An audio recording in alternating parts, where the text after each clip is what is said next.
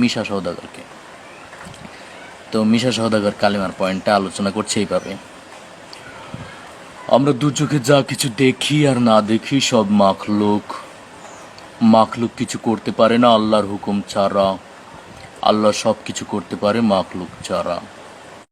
তা ডিপজল নামাজের বয়ানটা করলেন এইভাবে: এই আমগো নবীজি জ্যামতে জ্যামতে নামাজ পড়ছে আর ছাবিগো হিকাইছে অমতেই নামাজ পড়তে হইব, বোঝো নাই মাসলাডা, দুধু খাও।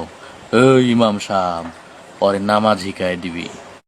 তারপরে এলেমো জিকির। তো জিকিরের বিষয়টা আসলো, জিকিরের বিষয়টা দিয়ে হলো কাবিলাকে, আমাদের কাবিলা ভাই যিনি বরিশালের ভাষায় কথা বলেন, তাই কাবিলা জিকিরের বিষয়টা তার মতো করে উপস্থাপন করছে এভাবে: ওর হালতে মাওলাফাকে জিকির দিলের ভিতর টাস টাস করিয়ে বাজতে থাকবে, জিকির সারা জিন্দেগি চলবে না।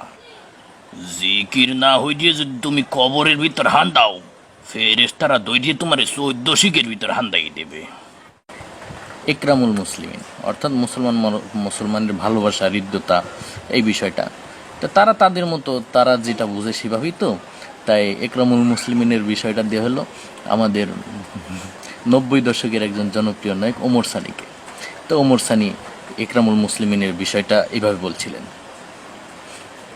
একজন মুসলমান আরেকজন মুসলমানের দুঃখ কষ্ট ভাগাভাগি করে নেওয়ার নাম ইকরামুল মুসলিমিন। প্রিয়া, তোমাকে আমি ভালোবাসি প্রিয়া, তোমার দুঃখ কষ্ট আমি নিতে চাই, আমার দুঃখ কষ্ট তোমাকে দিতে চাই। এভাবে ইকরামুল মুসলিমিন হয় প্রিয়া। বিশ্বাস করো, আমার মনের ভিতর কোনো ছলনা নেই। চৌধুরী সাহেব, আমি গরিব হতে পারি, আপনার মতো বদ্দিন নই। আমি গত মাসেও 3 চিল্লা দিয়েছি।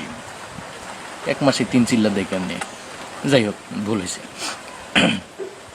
তারপরে তাসরিহ নিয়ত, মানে যা কিছু করবো আল্লাহর জন্য করবো, এই বিষয়টা দেওয়া হলো। কার কথা বলবো? আমার তো পারফেক্ট হচ্ছে না সবার কণ্ঠ, একটু আর কি মজা করছে আপনাদের সাথে। মনে করেন এটা দেওয়া হলো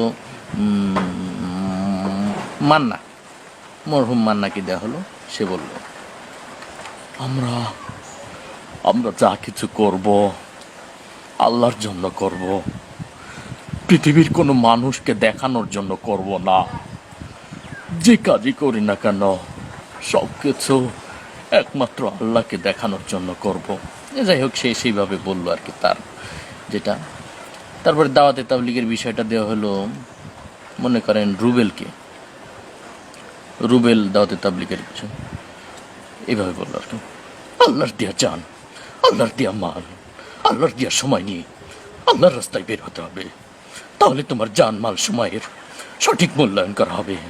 আর জেনে রেখিস শয়তান, তুই যদি আল্লাহর দেয়া জান, আল্লাহর দেয়া মাল, আল্লাহর দেয়া সময় সঠিকভাবে খরচ না করিস, তুই বেঈমান হয়ে যাবি, বেঈমান।